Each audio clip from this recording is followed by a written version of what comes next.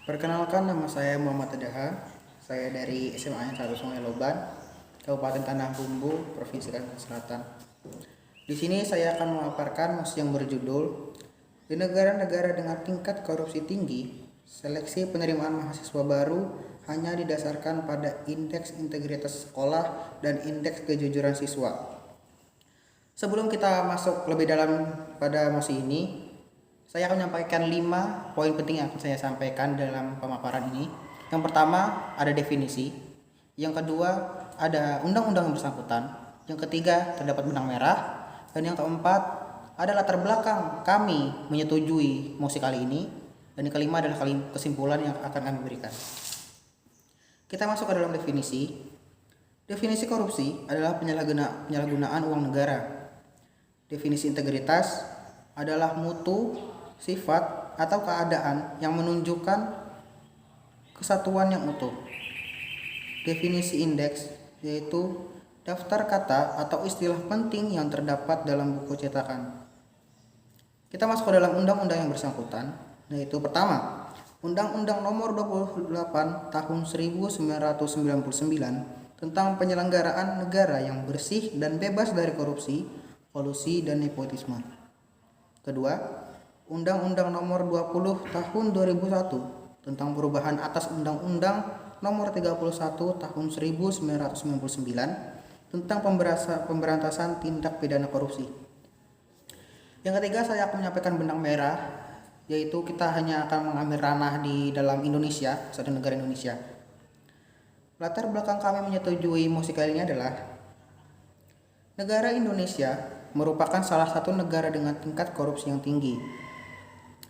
Dari detiknews.com, menurut Wakil Komisi Pemberantasan Korupsi Basaria Panjaitan mengatakan bahwasanya korupsi banyak ditemukan di bidang pendidikan seperti tingkat provinsi, kabupaten, kota, bahkan kecamatan.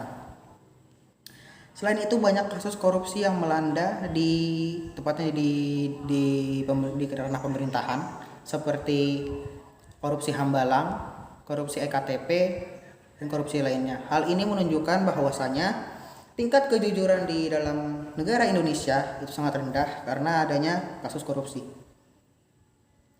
Untuk mengatasi permasalahan korupsi yang ada di dalam Indonesia, pihak pemerintah bekerja sama dengan universitas untuk menjadikan generasi-generasi yang akan datang mempunyai integritas tinggi dalam kejujuran, seperti penggunaan integritas kejujuran dalam penerimaan mahasiswa baru. Hal ini dapat membuat generasi-generasi yang akan datang itu memiliki integritas kejujuran yang tinggi untuk membangun bangsa ini kemudian hari.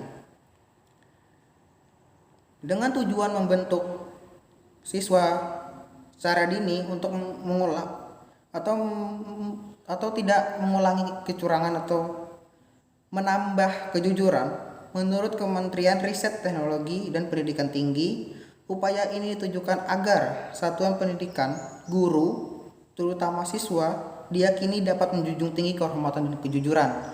Hal ini dapat memajukan suatu negara Indonesia di kedepannya untuk menjadi lebih baik dalam bidang kejujuran. Bahkan korupsi bisa ditiadakan. Kita masuk ke dalam kesimpulan.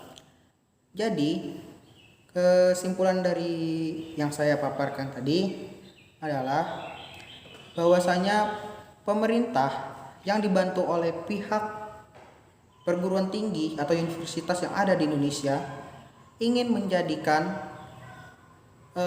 para mahasiswa memiliki integritas kejujuran yang tinggi agar di masa depan itu tidak ada lagi sebuah kasus korupsi yang menjadikan negara Indonesia masuk ke dalam daftar korupsi terbanyak di dunia. Sekian dari saya. Salah mohon maaf.